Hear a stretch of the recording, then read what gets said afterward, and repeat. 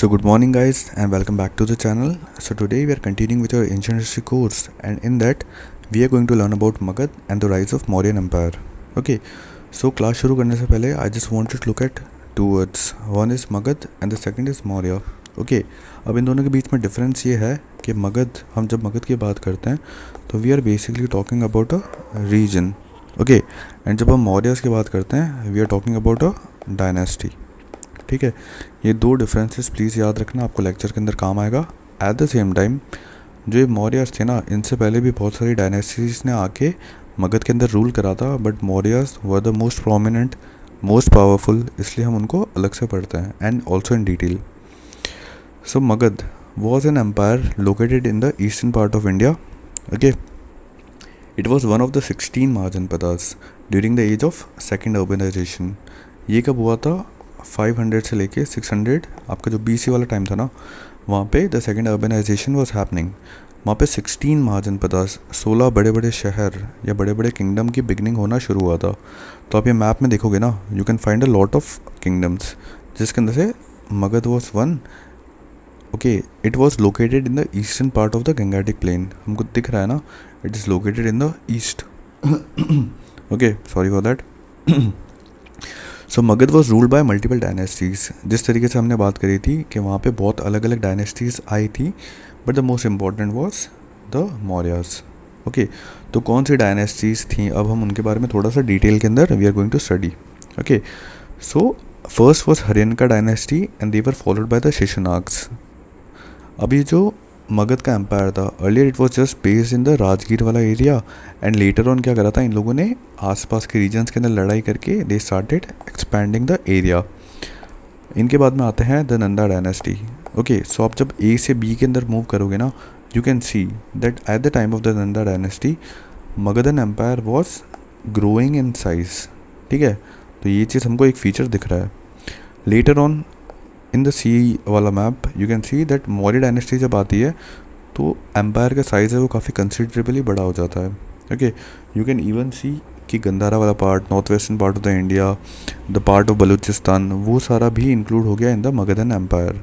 It is ranging from the west to the east. South के अंदर भी there is a considerable amount of India which is included in the Mauryan empire. Okay, तो अब हम थोड़ा सा डिटेल में हर एक डायनेस्टी के बारे में पढ़ते हैं. सो फर्स्ट आती है आपकी Haryanka dynasty. Magadha rose to prominence under them. There was a king name Bimbisara. Okay, ये बहुत इंपॉर्टेंट है. इन्होंने क्या करा था, he began the policy of quest and expansion.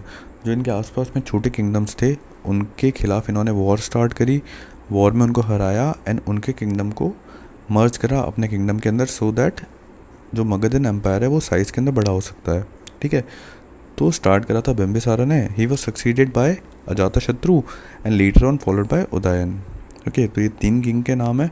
ऐसा पूछ सकते हैं आपसे कि in which dynasty were these 3 kings born, तो आप प्लीज़ लाइक इनका नाम और इनकी डायनेस्टी याद रखना. The earliest capital of Magadh was Rajgir.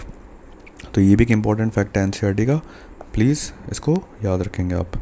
अब आते हैं शिशुनाग डायनेस्टी के ऊपर. During the time Avanti, a long time rival of Magad, was defeated and merged into the Magadhan Empire. Okay, हम ऊपर वाले मैप में वापस चलते हैं. तो you can see here it is Magad, यहाँ पे आपको अवंती दिखेगा. तो ये क्या आपस में बहुत ज़्यादा लड़ाई करते थे. During the time of Nanda dynasty इनके खिलाफ क्या हुआ, the Magadh was able to defeat Avanti and merge कर लिया इनको अपने किंगडम के अंदर. Okay, after Shishunaga Nanda dynasty आती है. The Nanda dynasty succeeded the Shishunagas. They extended the territorial extension of Magadhan empire. Okay, उन्होंने क्या करा था, मगध की जो भी बाउंड्रीज थी, कितने टेरिटरी में वो रूल था, उसको बहुत ही एक्सटेंसिवली बड़ा करने लग गए. They were famously rich and enormously powerful. पता है ये फेमसली रिच और इनॉर्मसली पावरफुल क्यों कहते हैं, क्योंकि there was a conqueror named Alexander. Okay, he was on the path to conquer the whole world. अब वो जब इंडिया में आता है ना तो he reaches up to the Beas river. अब ब्यास रिवर पे आके इसको पता चलता है कि there is a really powerful dynasty, really powerful king named Nandas, जो इंडिया के अंदर ईस्टर्न पार्ट के अंदर रूल कर रहे हैं. Okay, so he refuse to advance against the Nandas due to its massive army. Nandas की जो आर्मी थी वो काफ़ी बड़ी थी। This is the reason Alexander India में अटैक नहीं करता है। Okay, so really important, Alexander का हमला किसकी डायनेस्टी के टाइम पे हुआ था? The Nanda dynasty. इनके एक इंपॉर्टेंट किंग का नाम है महापद्मा, आप इनको याद रखेंगे। ओके, अब जब नंदा डायनेस्टी ख़त्म होती है then you have your Maurya dynasty. Okay, so first 3 rulers of the Maurya dynasty were Chandragupta के बाद में आते हैं बिंदुसारा एंड देन अशोका। मैंने क्या करा है, मैंने ब्रैकेट्स में इनके ईयर ऑफ सक्सेशन और उसके बाद में उनकी डेथ कब होती है या फिर वो थ्रोन से कब हटते हैं वो लिखा है। ठीक है, तो आप यहाँ देखोगे Ashoka ruled up till 232 BC। Okay, अब उसके बाद में और भी किंग्स आए जो मौर्य डायनेस्टी के पार्ट थे। The later Mauryas rule till 184 BC।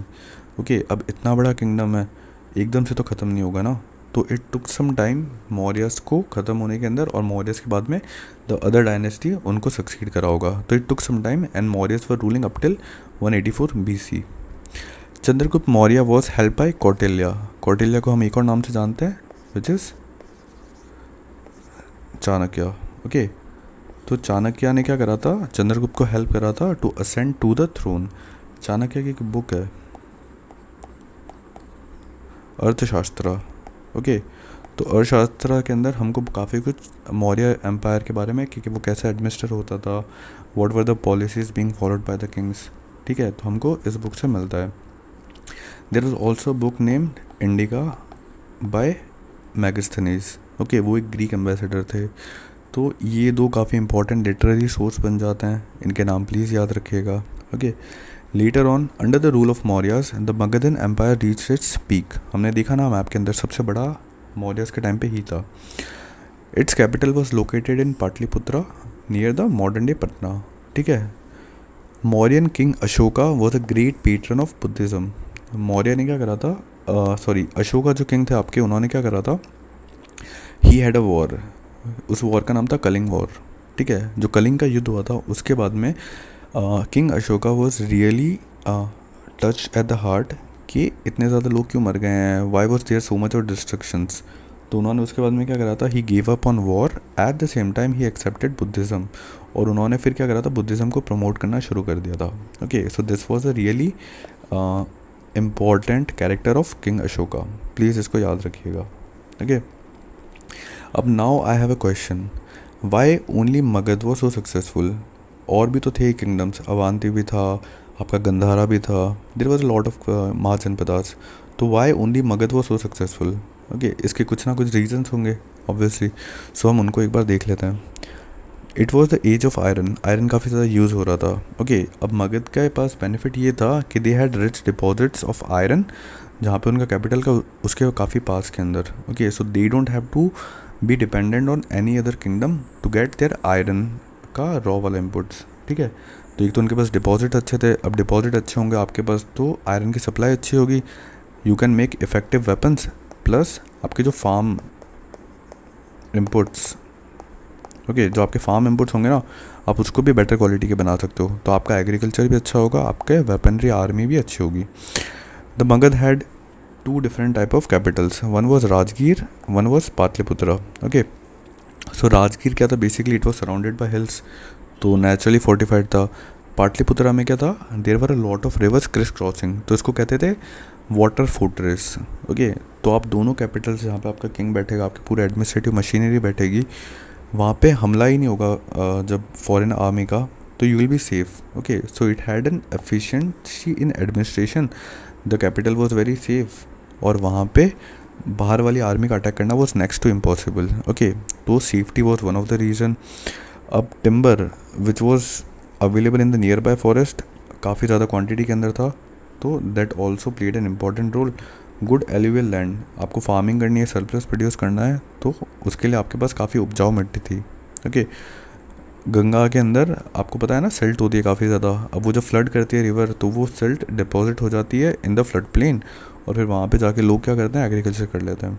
तो आप अपनी प्रजा के लिए तो सरप्लस एफिशिएंटली प्रोड्यूस कर ही रहे हो, साथ साथ में आपके पास सरप्लस प्रोडक्शन भी है। Okay, now good rainfall in the region, जो ईस्टर्न पार्ट ऑफ इंडिया है, आज भी वेस्ट बंगाल के अंदर देखोगे आप, there is a lot of jute production happening. ठीक है, तो वो एरिया के अंदर नेचुरली काफ़ी ज़्यादा बारिश आती है। तो अच्छी रेनफॉल होगी तो ऑब्वियसली क्या होगा, इरीगेशन की आपको इतनी ज़्यादा ज़रूरत पड़ेगी नहीं, you will have ample amount of water to grow your crops, है ना, तो वो भी एक रीज़न है। अब मगधियन एम्पायर के जो किंग्स थे, they were using elephants which were captured from nearby forest while everyone else was using horses. Okay, तो आपके पास एलिफेंट है, that also played a really important and positive role in the wars. Okay, तो ये certain examples थे why Magadha was so successful. अब इसके बारे में मगध का जो मगध और मौर्य के अंदर जो आपके आर्ट एंड आर्किटेक्चर है, we are going to make a separate video on that, तो it will come after this particular video. Okay, so until then take care, bye bye.